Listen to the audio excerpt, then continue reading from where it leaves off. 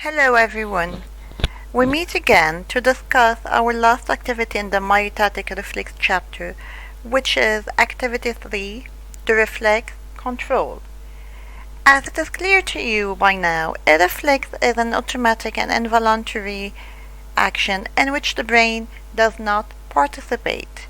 Yet, as the title here infers, this reflex action can be controlled.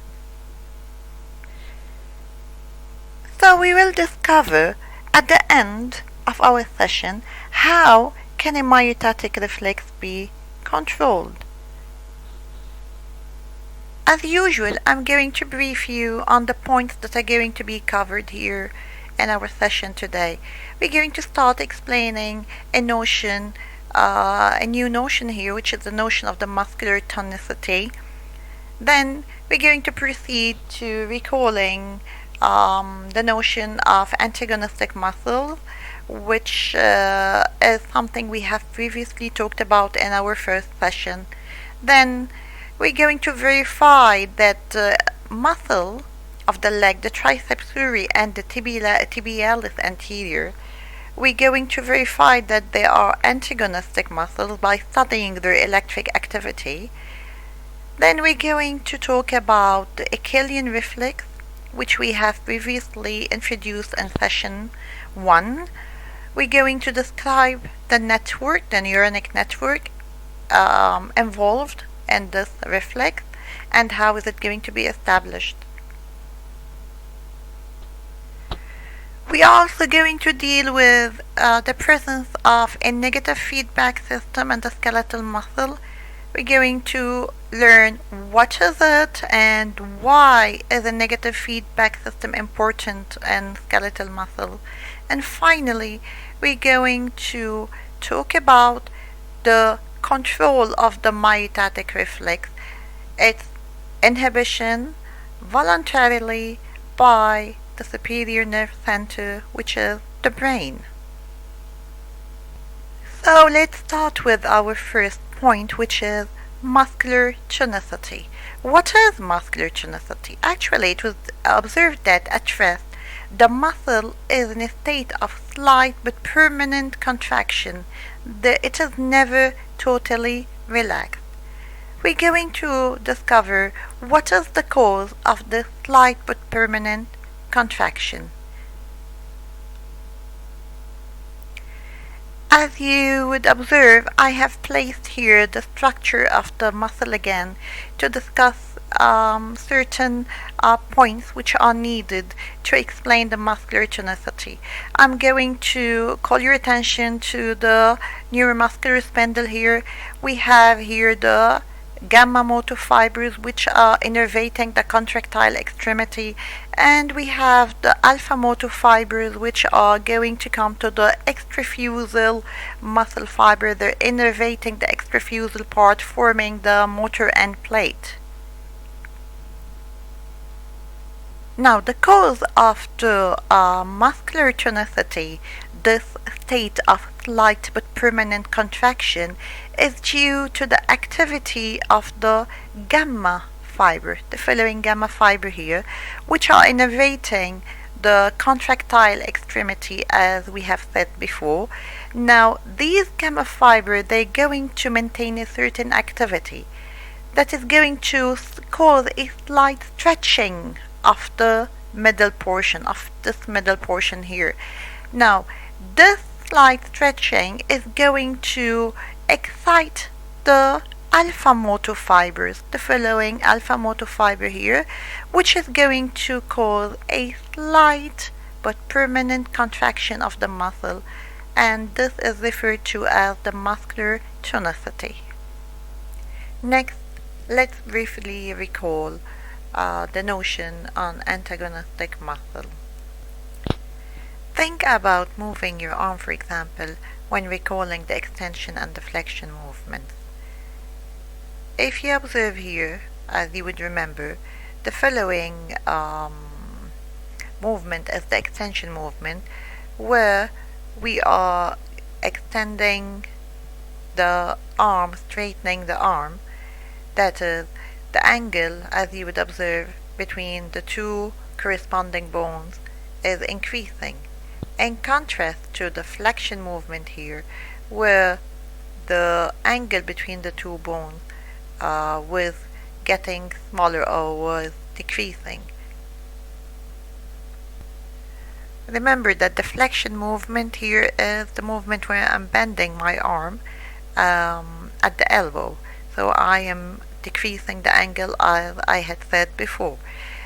For the following movement to happen, they're going to need a pair of antagonistic muscles called the bicep and the tricep, as you would observe here, bicep and triceps on the two figures.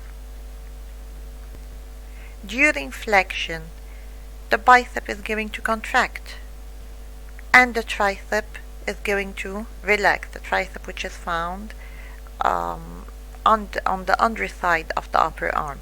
So one contracts, the other relaxes in the flexion movement. Here in the extension movement, the bicep is relaxing and the tricep is contracting. So you would observe that in an antagonistic muscle pair, as one muscle contracts, the other muscle relaxes or lengthens. So they are opposing each other in action. So during extension here, it is the extensor muscle, which is the tricep, that is contracting, and the flexor muscle, which is the bicep, is relaxing in order for this movement to happen. Here too, in the flexion movement, since I have a flexion movement, it means that it is the flexor which is going to contract. So the bicep contracts, which is the flexor, and the tricep relaxes. You might be wondering, why am I going over the notion of antagonistic muscle and extension movement and flexion movement? This is because we're going to be using the following notion, or these notions, in our next work, which is to study the electric activity of the muscles of the leg, the triceps surae and the tibialis anterior, in order to verify that they are antagonistic muscles. So here, as you would observe in document A, which is in your book, this is the experimental setup that was used. Let's go over the name of the muscles and their location here. The muscle here, this is the extensor muscle of the leg, which is called the triceps surae, and the other muscle here, it is called the tibialis anterior, which is the flexor muscle of the leg. So here we're having two muscles, the triceps surae, the TS, and the tibialis anterior, the TA.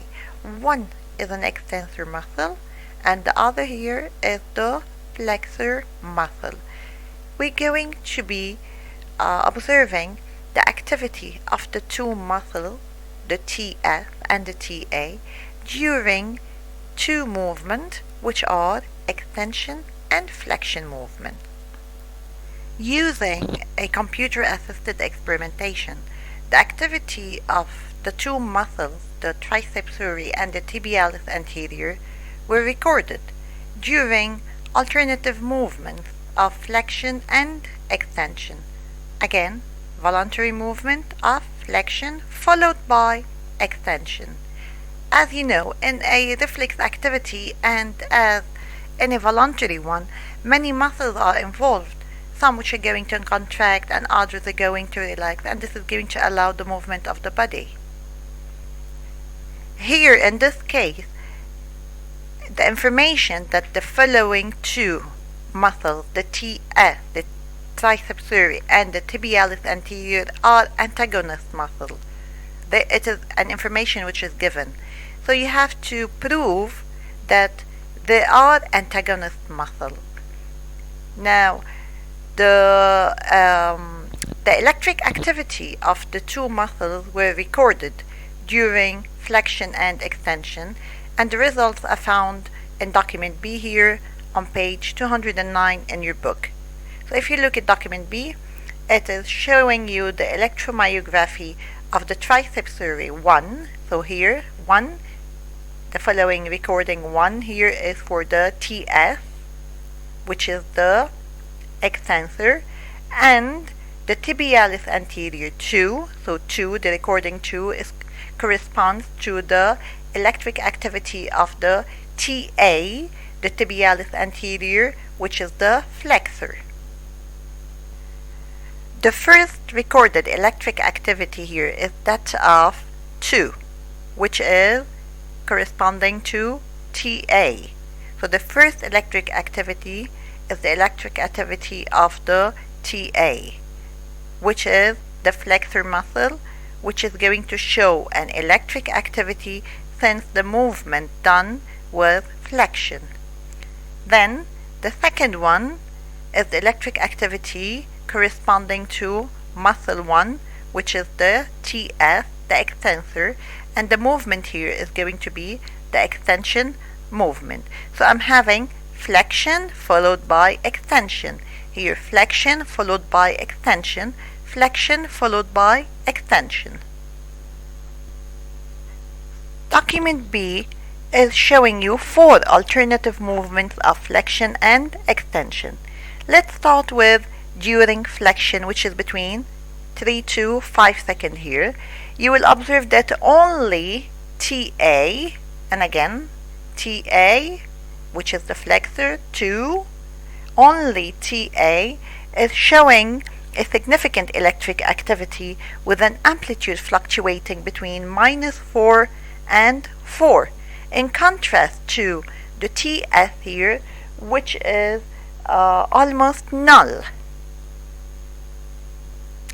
This means that during flexion, what is happening is that the TA, the flexor, is contracting while the TS is relaxed. So the flexor, the TA, is contracting and the TS, the extensor, is relaxed.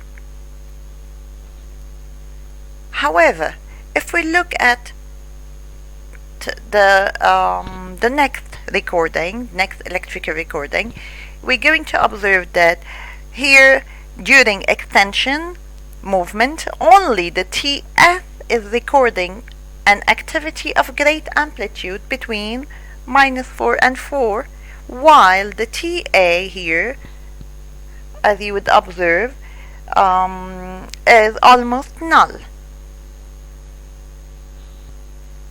Therefore, during extension movement, what is actually happening here is only the TS is contracting and the TA is in a relaxed state. The same pattern is observed during the following flexion and extension. Here during flexion, only the TA is showing electric activity, contracting, the TS is relaxed, and during extension only the TS is showing electric activity, signifying it is contracting, and the TA is in a relaxed state. So each period of muscle contraction corresponds to a decrease in the opposite muscle activity, that is, the relaxation of the antagonist. Therefore, as observed, the electric activity of each muscle is opposite to the other, where when the extensor muscle TS contracts, here the TS is contracting, the flexor muscle, the TA, is relaxed, and vice versa. That is, when the flexor muscle, the TA here, is contracting, the TS, the extensor muscle, is relaxed. Therefore, we can reach a conclusion that they are antagonistic. So by this way, we have verified that they are antagonistic.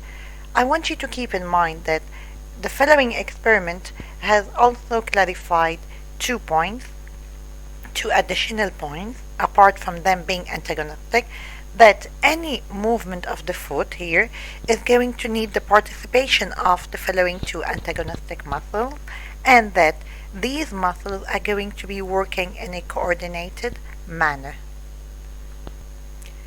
At the end, this experiment had helped you verify or justify or prove that the two muscles, the TS and the TA, are antagonistic muscles or antagonist muscles, and that they are they're going to work in a coordinated manner, and that any movement or each movement of the foot needs the participation of the two antagonistic muscles. Now here is the detailed explanation of document D. As you would observe, I have used colors to highlight the points. I'm showing you the blue color here to tell you what is happening during flexion. Okay, during flexion, that the TA is contracting and the TS is relaxed. Now during extension movement, it is the TS that is contracting and the TA is relaxing. Each one here, the blue color for the flexion and the orange color for the extension and what is happening during it. And finally, this is showing you the answer to the verification that the extensor is going to contract, the muscle, the flexor relaxes, so proving that they are antagonistic.